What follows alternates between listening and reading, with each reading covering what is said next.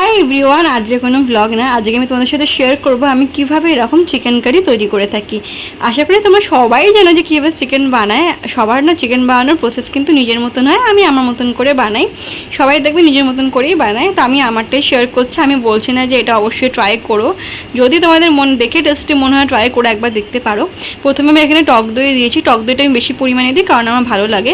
তারপরে এখানে আমি মিট মশলা, তারপরে ধনে গুঁড়ো, জিরে গুঁড়ো, হলুদ গুঁড়ো, লঙ্কা গুঁড়ো, কাশ্মীরি লঙ্কা গুঁড়ো, নুন সমস্ত কিছু দিয়ে মাংসটাকে ভালো করে ম্যারিনেট করে রেখে দেবো আধ ঘন্টার জন্য।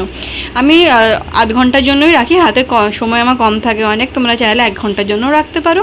তারপর এখানে কড়াইতে আমি সর্ষের তেল দিয়ে নিচ্ছি, আর এখানে দিয়ে নিচ্ছি হচ্ছে পেঁয়াজ। আমি পেঁয়াজ বাটা দিই না, পেঁয়াজটা আমি এভাবেই দিই, তাহলে আমি দেখেছি টেস্টটা বেশি ভালো হয় বাটা পেঁয়াজ দেওয়ার থেকে।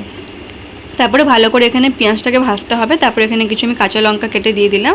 দেন ভালো করে পেঁয়াজটা যতক্ষণ একটু নরম হয়ে আছে ততক্ষণ ভেজে নেবো। তার মধ্যে একটুখানি আমি নুন অ্যাড করে দেবো, নুন অ্যাড করার ফলে কী হবে, পেঁয়াজটা তাড়াতাড়ি গলে যাবে। তো এটা আমি জানতাম না, এসব আমি আস্তে আস্তে শিখছি, আমিও মানে বলতে পারো অল্প অল্প করে এখনও রান্না শিখছি। তারপরে ভালো করে পেঁয়াজটা ভেজে নিয়ে আমার ম্যারিনেট করা চিকেনটা আমি ভালো এর মধ্যে কড়াইতে দিয়ে দেবো। দেন এবার প্রসেস হচ্ছে ভালো করে কষানো। মাংস রান্না কিন্তু একেবারে কষানোর উপরে ডিপেন্ড করে, যত সুন্দর তুমি মাংসটা কষিয়ে রান্না করতে পারবে তত সুন্দর কিন্তু রান্না হবে। তারপরে এখানে দিয়ে দিলাম হচ্ছে টমেটো কিন্তু বেশি দিইনি, দুটোই কুচিয়ে দিয়েছিলাম। দেন তারপরে গ্যাসটাকে একটু সিম করে ঢাকা দিয়ে রেখে দেবো 15 মিনিটের মতন। অ্যান্ড দেখো তারপরে মাংস থেকে কতটা জল ছেড়েছে। অ্যান্ড ভালো করে কষিয়ে নিতে হবে, কষিয়ে আমি না মানে কষাই দেন ঢাকা দিই, এরকম আমি দুবার করি। দেন আবারও ঢাকা দিয়ে কিছুক্ষণ ভালো করে হচ্ছে এখানে চিকেনটা কষিয়ে নিচ্ছি। আস্তে আস্তে দেখবে এই চিকেনের এই জলটা দিয়ে কিন্তু চিকেনটা অনেক সেদ্ধ হয়ে যাবে। অ্যান্ড এখন দেখতে পাচ্ছ কিন্তু অনেকটাই মানে কষা কষা হয়ে এসছে, অ্যান্ড এখান থেকে তেলও ছেড়ে দিয়েছে।